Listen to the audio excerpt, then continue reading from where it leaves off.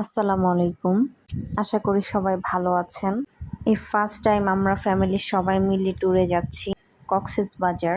তো আমরা সবাই মিলে রওনা দিয়ে দিয়েছিলাম কক্সবাজারের উদ্দেশ্যে। 10টার মধ্যে আমরা রেল স্টেশন গিয়ে পৌঁছে গিয়েছিলাম। তো আমাদের ট্রেন আসতে অনেক লেট হয়। ট্রেন ছিল 11:30টায়, বাট সেই ট্রেন আসে রাতের 1টায়। তো ট্রেনে উঠে আমরা সবাই রাতের ডিনারটা সেরে ফেলি। ট্রেনে বসে বাহিরের ভিউ দেখতে ভালোই লাগছিল। দেন আস্তে আস্তে সকাল হয়ে যাচ্ছিল। প্রায় অনেক দিন পর ভোরের ভিউ দেখলাম।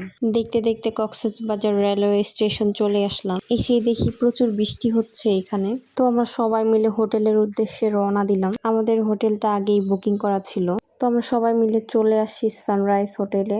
সবাই লবিতে বসে ওয়েট করছিল। আমাদের রুমগুলো ক্লিন করছিল। তাই আমরা সবাই মিলে চলে আসি ব্রেকফাস্ট করতে পানকুড়ি রেস্টুরেন্টে। এটা আমাদের হোটেলের কাছাকাছি হয়, আমরা এই রেস্টুরেন্টেই চলে আসি। বাহিরে প্রচুর বৃষ্টি হচ্ছিল। আফরা তো বৃষ্টিতে খুব এনজয় করছিল। বাই দ্য ওয়ে আমরা চলে আসি আমাদের হোটেলে। এটা ছিল আমাদের রুম। আমাদের রুম থেকে বিচ ভিউটা অনেক সুন্দর দেখা যাচ্ছিল। সমুদ্রের ঢেউগুলো দেখে মন ভরে যাচ্ছিল। এক কথায় অসাধারণ। সমুদ্র মানেই একরাশ প্রশান্তি। আমাদের রুমে একটা ছোট্ট ফ্রিজও ছিল। এটা আমাদের ব্যালকনি থেকে বিচটাও সুন্দর দেখা যাচ্ছিল। নিচে পানকুড়ি রেস্টুরেন্ট। আমাদের রুম থেকে রাতের পানকুড়ি রেস্টুরেন্টের ভিউটা আরো বেশি সুন্দর লাগে। এই যে আপনারাও একটু দেখে নেন। তো রুমে দাঁড়িয়ে আমি আর আফরা সমুদ্র দেখছিলাম।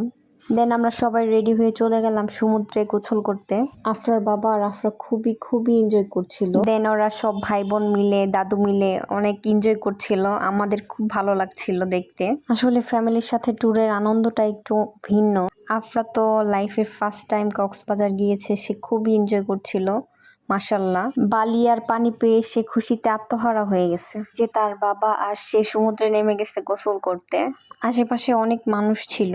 আমরা সবাই মিলে চলে গিয়েছিলাম সুগন্ধা বিচে, যেখানে বরাবরই অনেক রাশ থাকে মানুষের।